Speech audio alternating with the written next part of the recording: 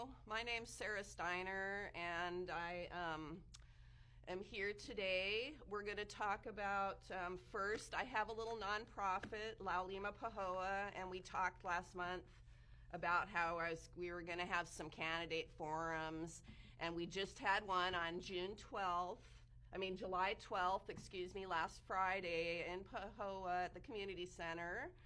And, you know, it was well attended by candidates except for the mayor candidates, because somehow Na Leo had a mayor's forum that day too.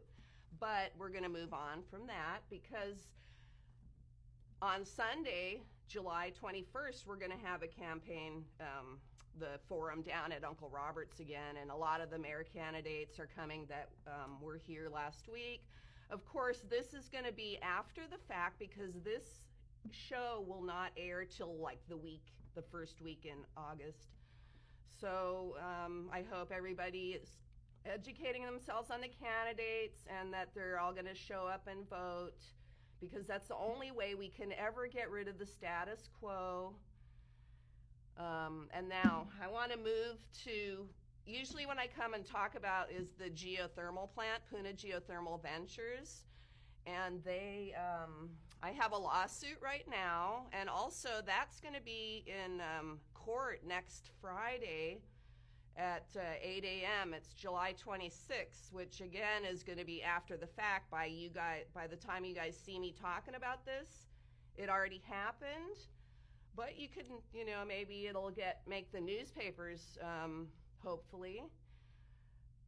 What's happening is I sued the County of Hawaii and the Puna Geothermal Venture for submitting, the county for accepting PGV's junk environmental impact statement. And so I just was going to try and review it really quick, and it's going to be super basic, and I hope I can do this. We had a lot of problems with the EIS, the final EIS. For one, they didn't include comments from one of the well-known, most vocal opponents of Puna Geothermal Venture, Robert Patrici. He's been fighting PGV and the county and the state regulators for decades. Anyway, so during this process, Stantec was hired to put together this environmental impact statement. So the lady comes over from Oahu. She's got her office in Hilo, I guess. There's a P.O. box. And she gives an email for us to submit our comments. And so everybody does that the first round. Well, unbeknownst to a lot of people, including Robert Patrici and several others who did send the comments to the old email address, she changed her email address right when we were going to do the draft environmental impact statement comments. Okay, we had a public meeting on June 1st, 2023, and Ms. Lefevre did not tell us that she changed her email address. Okay, nobody knew, only people who, you know, were paying extreme attention or whatever. So that's not reasonable. It's not reasonable in the middle of an important compiling of documents to change your email address. Anyway, she said in the lawsuit, she filed a declaration that she, you know, closed that first email address on November 22nd, 2022. Well, I cannot believe that, because when Robert Patrici mailed his comments on June 22nd, 2023, she emailed back from yet a third Stantec email address and said, oh yeah, I got your comments, Robert, don't worry, we're working on it. And so, but nothing ever happened. They didn't put his comments in, and now they have somehow finagled that. And I'm going to move on, because that's going to be one of the issues. And I have a bunch of declarants, and they all have issues, including Larry Wood, who just spoke. You know, he's been working on the seismicity associated with Puna Geothermal Venture. Okay, so just moving through here, Ms. Lefevre claims she changed her email address. So here's the 130-page final environmental impact statement. The first page and the third page have her new email address, but when I go to page 10, She's got her old email address it's under the project information summary, the planning consultant, Michelle Lefebvre, and there's her old email address. Okay, it didn't close in 2022. It's open, and I don't know who's monitoring it. Let's see. So there was 37 of us. I counted for my last motion, opposition to PGV's, the county's motion for summary judgment in my case. And they said that all our issues have been addressed.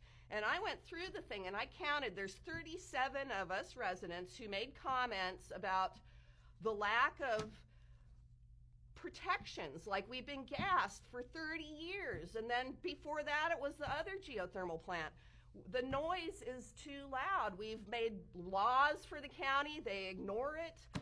We tried to get, for 7 years, to get a contested case with the state of Hawaii because the hydrogen sulfide poisoning there is terrible.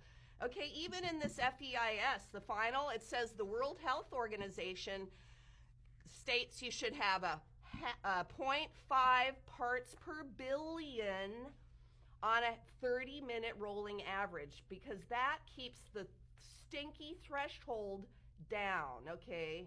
We gotta live with this. So PGV, they got a 25 part per billion rolling average, daily and hourly rolling averages. They can gas us, half the day and then turn it down, and then they're gonna be under the permit. So we try to bring this up, it didn't work. They're supposed to give us a contested case if PGV ever expands. And I just I don't know how to do this, but there's rules about what's covered in an environmental impact statement, and this is what they say. They say that there are no potentially unavoidable adverse impacts. They've covered everything, but they don't even cover PGV's induced seismicity. PGV creates their own earthquakes. It's been proven by Larry Wood's relocated earthquake graph. We see they impact the island. PGV keeps their data proprietary. They claim they have 8 seismometer arrays surrounding PGV.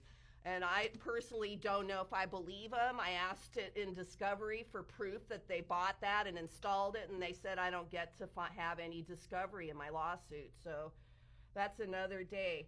Anyway, no unavoidable long-term impacts. It says they don't make irretrievable commitment of resources, but yet they do. They have, the state and county spends, I don't know how much money going after responding to PGV's emergencies. So that's not even mentioned in here, even though I brought it up. Okay, and I just went to the Attorney General's report this last year, and they said they spend a big part of their money representing the state of Hawaii to protect PGV against the residents, okay? And so they use way more state and county funds. They only say they're using the resource, and that's why they pay the royalties, but they use, I can't even know. We need an audit to see how much they've cost us over the years. And so my time's winding down. Well, they say that there's no substantial energy consumption or substantial greenhouse gases, but that's not true, because when PGV was offline for 2 years, Helco has to have a whole other power plant that's capable of generating 38 megawatts or whatever PGV says they generate at the ready anytime, because anytime the wind blows, the hurricane comes, the truck runs into the phone pole and it breaks, or their valves blow up, or whatever happens. We've had it happen, and that stuff's not talked about in this environmental impact statement. And so that is why I brought the lawsuit. And the last couple of seconds, the Supreme Court of the United States has just ruled, June 28th of this year, and I can't remember the case, but it overturns Chevron. Chevron directs the courts to give deference to the agencies as being the experts, instead of letting the courts make their own decisions. And so this case just overturned that, and now the courts are free to review the agency decisions for discretion, arbitrary and capricious, and they can rule in my favor because that's what this FEIS is. Aloha, my name is Larry Wood.